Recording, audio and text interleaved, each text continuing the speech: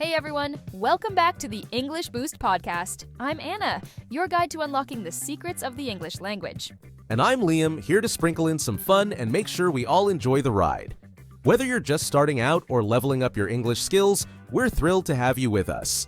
Today, we're diving into a quirky corner of English that's guaranteed to make your head spin. Words like thought, though, tough, through, thorough, and throughout. These little guys might look like a family, but trust me, they're that weird group of cousins who couldn't be more different. Oh, absolutely. One of them's a philosopher, one's a rebel, one's a road tripper, and one's basically the obsessive organizer of the group.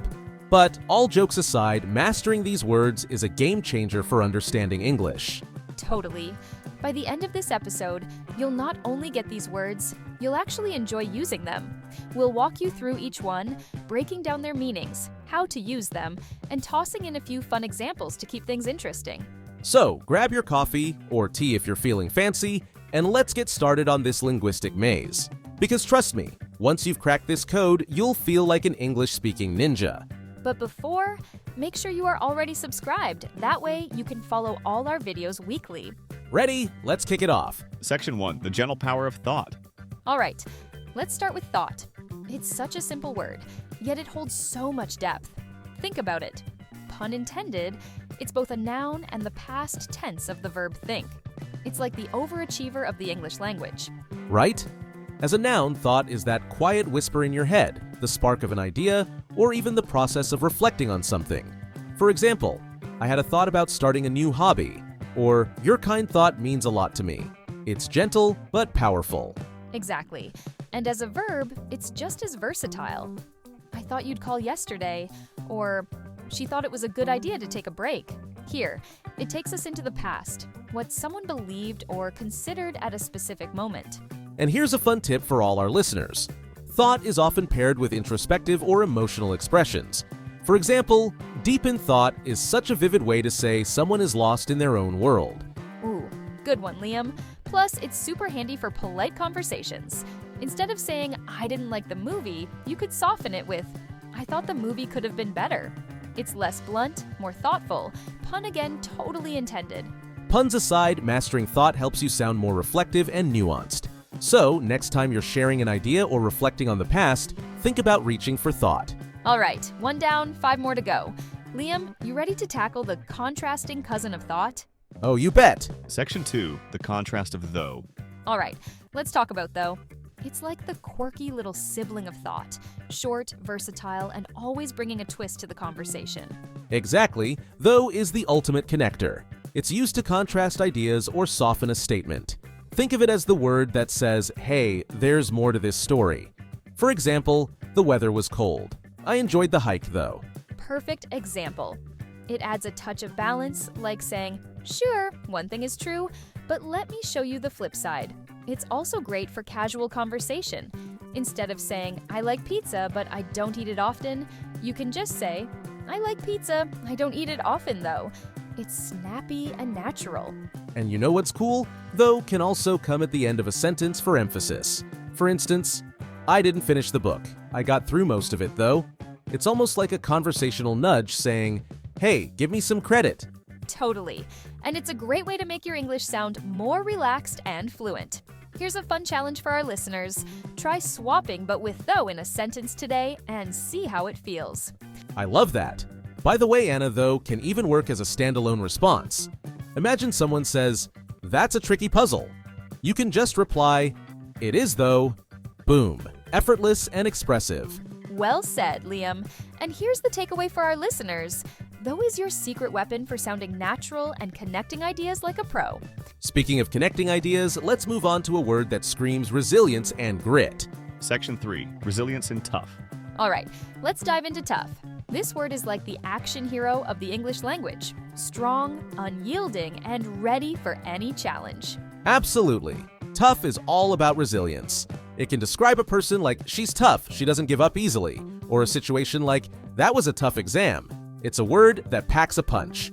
And let's not forget how it's used to describe durability. For example, this jacket is tough enough to handle the rain. Or even for food, like, this steak is so tough it's practically fighting back. Ha! Love that one. And here's where tough gets really interesting. It's the star of so many idiomatic expressions. like tough luck, which means too bad, or tough it out, which means to endure something difficult. Oh, and don't forget, when the going gets tough, the tough get going. It's such a motivational phrase. Basically, when challenges arise, strong people rise to the occasion. Exactly. And the beauty of tough is its versatility. It's not just about physical strength, it's also about emotional or mental resilience. For example, it's been a tough week, but I'm hanging in there. So true. And for our listeners, if you want to sound more confident and expressive, tough is a fantastic word to weave into your vocabulary. Couldn't agree more. Now, let's shift gears and learn the word that's all about movement, completion, and, well, making it to the other side. Section 4. Tracing paths with through. Now we're on to through, a word that's all about journeys, completion, and seeing things from start to finish. It's like the GPS of the English language, always helping you navigate. Love that analogy, Anna. Through is incredibly versatile. It can describe physical movement like we walked through the park, or even abstract ideas like I got through a tough day. It's the word that says, I made it. Exactly. It's also handy for showing thoroughness, no pun intended yet. For example, she read through the entire report before the meeting. It gives off that vibe of not skipping anything, doesn't it? Totally. And let's not forget its role in phrases, like go through, as in, I'm going through a challenging phase, or look through, like I looked through the photos from the trip. It adds depth and motion to your sentences. And here's a cool trick. Through is often paired with verbs that show action or progress. Think get through, work through, or push through. These phrases emphasize persistence and determination. Speaking of persistence, through also pops up in expressions of completion.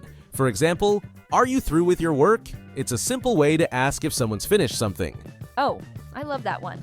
And here's a quick challenge for our listeners. Use through in a sentence today. Whether you're talking about finishing a task, moving physically, or even navigating a tough situation. Great idea. And please feel free to share with us on the comments. Absolutely. Let's dig into the meticulous world of thorough, shall we? Section 5. The meticulous thorough. All right, it's time to explore thorough, the perfectionist of the English language. If through is about moving forward, thorough is about taking your time to get every little detail right. Oh yeah, thorough is the word you use when you want to say, I didn't just do the job, I nailed every part of it. For example, the doctor conducted a thorough examination, or she gave a thorough explanation of the topic. It screams precision. Exactly. It's also perfect for situations where being careful really matters, like saying, we need a thorough cleaning before the guests arrive, or he's thorough when reviewing contracts. It gives off that vibe of leaving no stone unturned. And let's not forget its more casual uses. If someone says, wow, that was a thorough workout, they're basically saying, I'm exhausted, but it was worth it. Totally. It's one of those words that can elevate your English, especially in professional or academic contexts. Imagine saying, I did a good job on the report, versus, I conducted a thorough analysis for the report. Which one sounds more impressive? No contest, the second one wins every time. And here's a little tip. You can pair thorough with verbs like examine, review, or understand to really hammer home the idea of completeness. Love that tip, Liam. And for our listeners, remember, using thorough shows you're serious about quality. It's a word that says, I care about getting it right. Speaking of care, let's talk about our next word, throughout. It's all about being all-encompassing and covering every corner. Section 6. The all-encompassing throughout. Now, let's dive into throughout, the word that's like a blanket. It covers everything, everywhere, and sometimes all at once. Absolutely. Throughout is your go-to word when you want to talk about something spanning time or space. For example, the festival lasted throughout the weekend, or his influence is felt throughout the industry. It's all-encompassing. It's such a useful word. You can use it to describe events that happen continuously, like she worked hard throughout her career, or things that are widespread, like the campaign was successful throughout the country. And what I love about throughout is how versatile it is. You can use it in formal settings like, throughout the meeting, everyone stayed focused, or casual ones like, I was hungry throughout the movie. So true. It's also a great way to emphasize consistency. For example, he remained calm throughout the crisis. It adds weight to the idea that this wasn't just a moment. It lasted the whole time. Exactly. And for our listeners, here's a little exercise. Think of something that's been consistent in your life and try to describe it using throughout. For example, I've loved music throughout my life. Simple, but powerful. That's a great tip, Liam. And don't forget, share with us on the comments. Now, let's wrap things up with Section 7, where we master the maze of all these tricky words. Section 7. Mastering the maze of English words. All right, folks, we've reached the final stretch of today's episode, and it's time to tie everything together. If you've been keeping up, you're already a few steps closer to mastering this tricky group of words. Thought, though, tough, through, thorough, and throughout. Exactly. Repeat again. Thought, though, tough, through, thorough, and throughout. Thought, though, tough, through, thorough, and throughout. The key to really owning these words is practice. English isn't just about knowing the rules, it's about using them confidently in real-life situations. So, let's give our listeners a quick recap. Thought is about reflection, ideas, or past thinking, though connects contrasting ideas with a casual twist. Tough brings grit and resilience to your vocabulary. Then there's through, your guide to completion or movement, and thorough, the perfectionist that demands attention to detail. Finally, throughout wraps it all up by covering everything across time or space. And now, let's put your skills to the test with a few examples. First example, she stayed calm throughout the entire exam. Second example, I thought it was going to rain, so I brought an umbrella. Third example, he's a really tough person. Nothing can break him. Amazing! See how these words bring different flavors to your sentences? Exactly, and for a bonus challenge, try writing a short paragraph using all 6 of these words. It's a great way to reinforce what you've learned. Remember, English is a journey, and every little step you take brings you closer to fluency. Keep practicing, keep exploring, and don't be afraid to make mistakes.